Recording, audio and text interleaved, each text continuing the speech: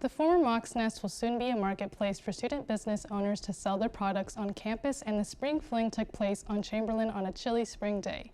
This and more, I'm Alondra Mejia Rendon, and your news starts now.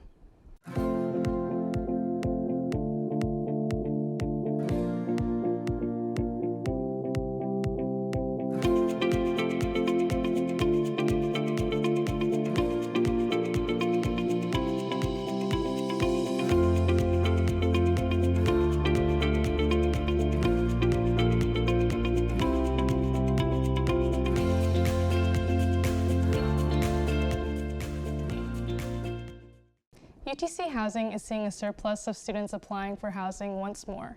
In a statement via Instagram, UTC Housing states they have 3,600 beds with 4,700 applicants this go-round, and priority is going to freshmen. To elevate some of the uncertainty, off-campus student services held a fair to show options off-campus. Off-campus searching is not all that easy, but OCSS allows for UTC to offer a helping hand in the process. Tish Hubbard of SOS describes it as partnership when it comes to finding off-campus living spaces. It is a partnership. It does take some hard work for us to connect with them. We utilize off-campus services, our website. We have Rent College Pads, which is our partnership where our services, our community members can connect with us and get their properties listed on there. So we've been spending the last year working on this project because we know we have a lot of students who are just finding themselves wanting to live off campus or have a need to live off campus, and we connect with these properties. We get them to connect with our site so that they can list, and then have events like our fair today where they can come in and actually showcase their properties. So Walk to Campus keeps the students close to campus. We're all within walking distance of campus. We're around the campus on different sides as well for better convenient locations. By being a walkable company, we also help with the environment and keep it sustainable. We feel like it helps better protect the students as well, keeping them within walking distance, keeping them off the roads and things like that. I would encourage all students who are looking to live off campus or who are on that list of, hey, I don't know if I'm going to get on campus housing, to connect with our office, to connect with our website, and just to take a look at what their options are. And even if there's not a property on that website that maybe meets their needs, we can talk through with them in our case management staff of how to find that first property, what is a cosigner, what are the things to look for in a lease, what are the things that they really need to know so that they can be the most successful living off campus. It's a really good stepping stone for them to kind of get into the next pieces of their lives. To learn more on finding a walk-to-campus location or help with off-campus living, search for utc.edu/offcampus or email ocss@utc.edu. UTC has a new director professor of Africana Studies. Dr. Michael Vincent Williams comes to us from the University of Texas, El Paso. Dr. Williams will come to campus for a talk later this month. He will join UTC full-time in August. A big opportunity is coming to our campus at West Campus. Here's our Mason Edwards to tell us more. Hello and welcome to Mocs News. I'm Mason Edwards. Have you ever wanted to start your own business? You can, right here on campus. Here to tell us more are some students from Mocs Marketplace. Hi, I'm Carmen Chambers. Oh, are we starting? I'm Rihanna Biggs. I'm Ladarius Mason. And I'm Kiara Dorsey. All right, could you guys please tell us a little bit more about what is Mocs Marketplace? Mocs Marketplace is a way to provide student entrepreneurs on campus and recent alumni within the 5 years a platform to provide their own products, services, anything they would like to sell. We allow them space to do that. We provide them the platform. They basically get to keep all of their own money that they're making. We just are there to provide that support. Okay, and is this going in the empty space in West Campus? I've heard quite a bit about different projects that wanted to happen there. Could you guys run us through like the history of maybe that space and bring every student up to speed? Okay, so it's currently in the Mocs Nest area of West Campus, and they're currently in development, and it's just going to be one big in-store or in-person Etsy store. The student-run business will offer a course for sophomores, juniors, and seniors that will allow them the opportunity to manage the entrepreneurs that are working inside the store, which will be a good opportunity for students. And right now we're in the heavy marketing stages. So right now we're looking for any entrepreneurs, whether you're alumni or a recent grad or undergrad. We're just looking for any entrepreneur to put their product or service in the store, and we would love to have y'all. Who's going to run these stores? So the store, like he mentioned, we will have a class, and then that class will provide coursework that will basically create managers, and then these managers will help operate the store. Within that store, we will also have some students who are seeking their federal work study. The work studies also have a chance to work in that store, so you can be doing the regular retail. We will need cashiers, of course. We will need people that does retail management and just keeping up with the inventory. So if you're not into the entrepreneur role and you don't have a product to sell, you can also just work in the store as an employment, or you can enroll in the class if you are a UTC Rollins student. You're able to register for that class and then work as a manager for the store. Okay. So this sounds like a great opportunity. When is the soonest a student can jump in? So the store is supposed to open up in fall of 2024. We're not sure of an exact month yet because we are still going through the construction process of the store, so it will open up in fall 2024. Lovely to hear that. What have been some challenges that you guys have had to overcome in getting this set up? And, what is your role as students, in helping them move this along? I would say challenges-wise, the challenge is knowing that we have such a great thing going on, but it's not completely in our hands. Like, we have a lot of control over the part that we have control over, but as far as the whole logistics of it and when would the building be ready, we're not in charge of when the building is ready, and we don't know exactly when it can be ready. So it gets a little frustrating because we know that we have this ideal and we're so excited to get it kick-started, but there's operation, and we are campus oriented, so there's a lot of rules we have to follow, and then there's just a time limit that sometimes restricts things that we have going on. And yeah, that's just kind of been a challenge so far, is knowing we have this good idea and we're really trying to push it out there and get it out to the students, but the back end isn't completely ready yet. So it's like, okay, hold on, we can't, just give us a little more time, but it's like we don't really know what to do sometimes. Yeah, and I think most project management type of things, since we are building this business up in this class, we're the ones who's starting the whole thing. And with project management, there are roadblocks that people go through, and we're hitting those roadblocks. And I'm actually happy that we are, because this is part of the learning process of this class. So yeah, I'm pretty happy with how it's going and how it's flowing so far. Okay. Even with the roadblocks. Fair. Now you raised a great point about how we're here just to learn. Yes. So there's obviously a net benefit to students. Is there some kind of belief or maybe feeling that you feel like this is a good thing that you should that has kind of helped you through some of the roadblock moments?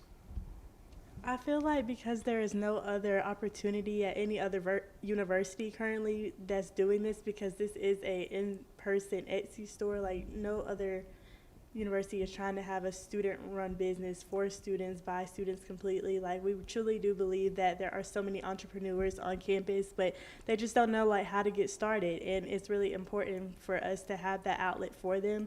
So I think it's very cool that we are having this foundation and building it from the ground up, so students can feel like they are able to make money from their products, and they might not know where to start, but we're giving them an opportunity to showcase their products and show them that there is a targeted audience out there for them. They just have to find it and have that space, which is the Mocs Marketplace. Yes. Wow. I love that. Very well said. And you found your selling point right there. I mean, Mocs Marketplace is a one-of-a-kind thing in the nation. So is there anything else you guys wanted to talk about as we wrap up the interview? I would just say be sure to follow the Rollins College of Business on Instagram. That is where we will be posting most of our information. If there are any entrepreneur students on campus, please feel free to reach out to the Rollins College of Business on Instagram. We will love to answer any questions you have. We are currently looking for entrepreneurs to put in their application, and be excited to see what products you can provide and put in the store. And we are so excited for students to really come out and start this Mocs Marketplace with us. It is new, it's exciting, and I feel like it's just a great opportunity for on-campus entrepreneurs. All right. Well, thank y'all so much for coming here. Thank you. I'm Mason Edwards, and this has been Mocs News. You can read more about this story on our website, mocsnews.com. Despite the chill, students still had a red-hot time at the Spring Fling thanks to the Office of Student and Family Engagement. The event was held on Chamberlain Field. Students had a wide variety of activities ranging from log jumping, ball running, a photo booth, and even getting drawn by a caricature artist. Students then snacked on an array of treats, including snow cones with syrup, bar, cotton candy, and funnel cakes, provided by a packed food truck. Students could take home a fanny pack and even a little plant. Of course, students danced the night away, thanks to a local DJ. It was an event that let students think about fun rather than finals for a little while. This week was I Love UTC week, filled with lots of fun events and some free t-shirts too.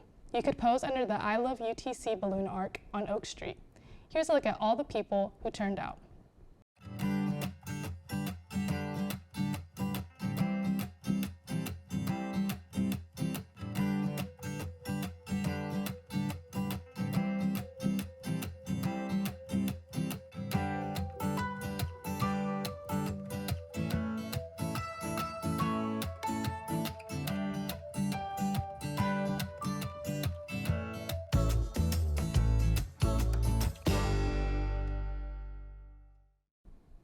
Who would have thought we'd still be in hoodies by now? Cassandra, can we expect more cool winds next week?